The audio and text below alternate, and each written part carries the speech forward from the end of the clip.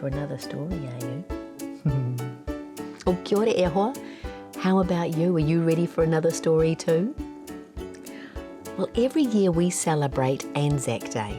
That's the joining of two countries, Australia and New Zealand, in sending people to fight on behalf of our countries to keep our countries free and our people safe. Anzac Day gives us a chance to remember all those people and all the things they went through. Well, each year the publishers release books about Anzac Day. Here are some of the ones here. Bess the Brave War Horse and the Anzac Violin. These are two that kids just like you have reviewed in my book review playlist, Anzac Day.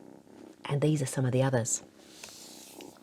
There's My Name is Henry Fanshawe, My Grandfather's War. They're good books, aren't they, bub? Careful. This is Where I Stand, and Jim's Letters. You can find these reviews in that playlist, Anzac Day. Well, this year, this gorgeous book has been published.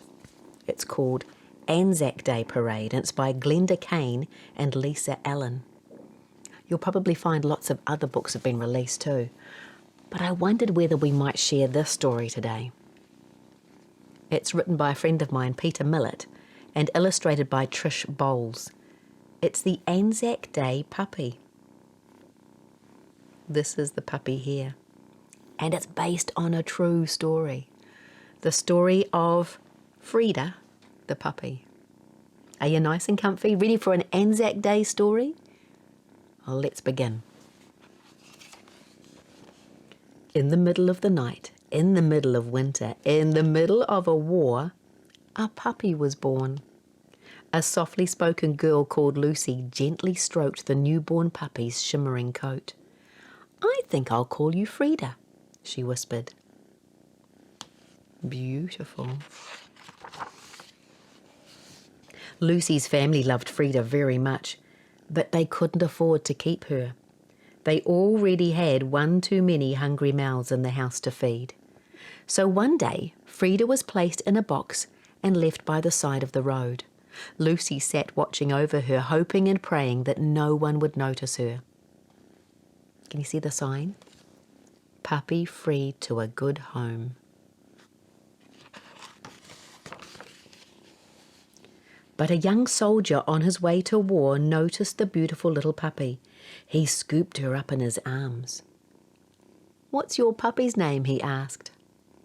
"Frida," Lucy whispered. "What's yours?"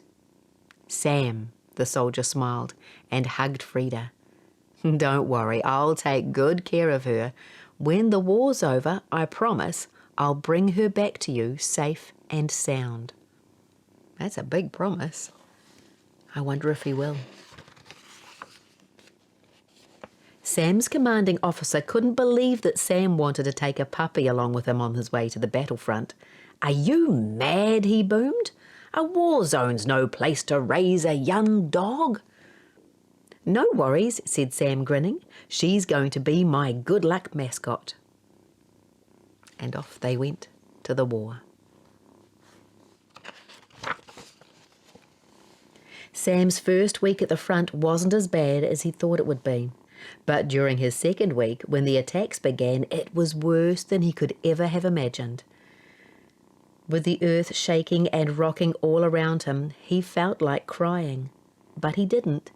He knew that he had to be brave for Frida.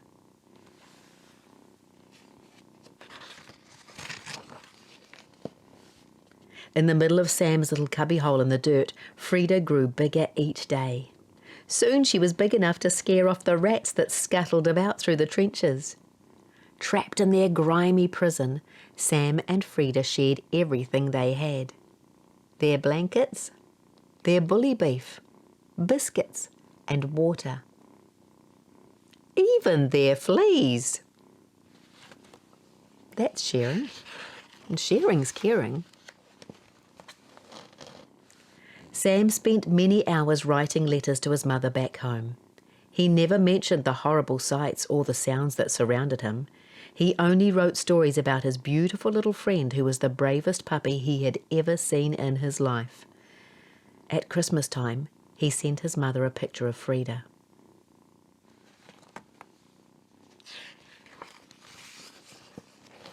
Day after day, the explosions became louder and louder. The long, cold nights at the front soon turned into long, terrifying months. Sam never knew if he'd live to see the next day, but he knew that he had to. He had promised Lucy that he would bring Frida home safe and sound. Soon Sam began to wonder if it was only Frida's luck that was keeping him alive. His friends prayed her luck would somehow protect them too. Look at their smiles. She must have made them very happy.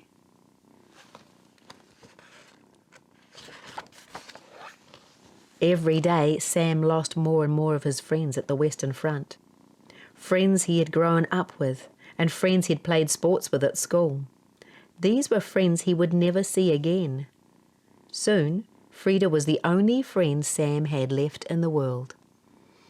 As the months slowly turned into years, Sam became more and more upset by the fighting.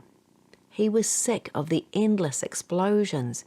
He was sick of the crying. He just wanted to go home. Thank goodness he had Frida.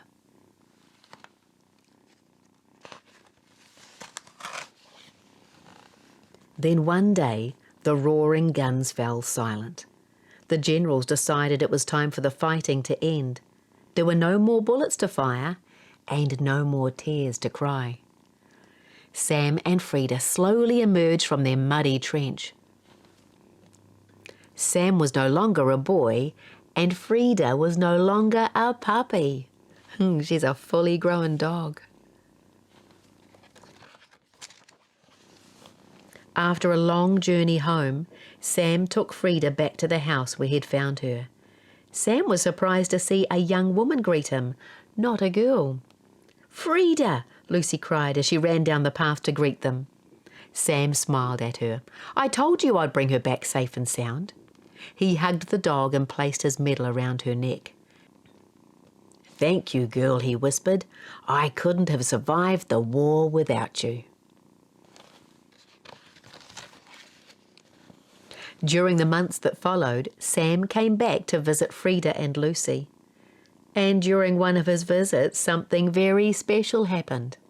Sam and Lucy got married.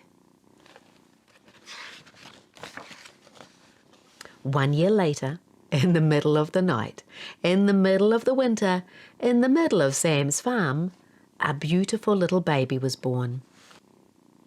Her name was Frida.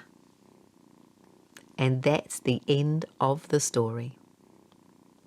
What a lovely story. And in the back of the book, there is some information about Frida's real story. And this here is a photograph of the real dog Frida. Apparently, it's the only photograph that's ever been found of her. But how cool is that? The Anzac Puppy. A gorgeous story and a great way for us to have a little glimpse of some of the hardships that people have been through during wartime. If you want to find out more about these books, why don't you have a look at my playlist, the Anzac Day playlist. You can find out who wrote them, who illustrated them, and where you can get a copy. And come and visit me again soon, my friend. Enjoy the Anzac Day commemorations. Remember those wonderful people and look after you and your family. Ka kite.